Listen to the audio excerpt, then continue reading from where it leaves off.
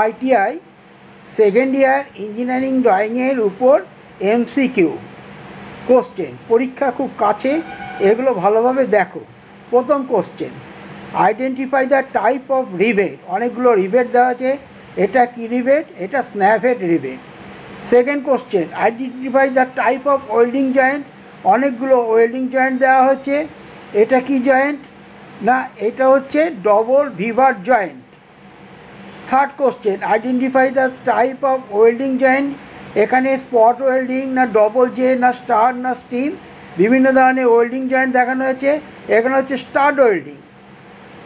4 নম্বর question, rivet joint দেখানো হয়েছে, এটা ল্যাব জয়েন্ট, কিন্তু কী ধরনের জয়েন্ট? এটা double riveted lap joint. C, question answer C. 5 নম্বর, identify the pipe fittings accessories.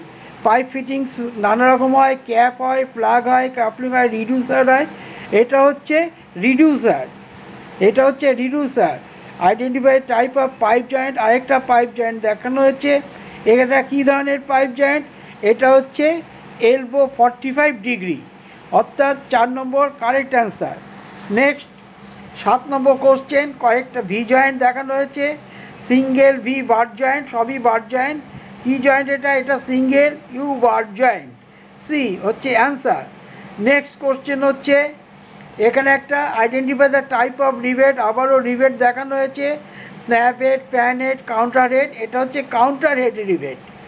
Last question, কয়েকটা ওয়াশার দেখানো হয়েছে, flat washer, split lock washer, internal washer বা এক্সটার্নাল ওয়াশার। একটা হচ্ছে ইন্টারনাল ওয়াশার, একটা হচ্ছে এক্সটার্নাল ওয়াশার।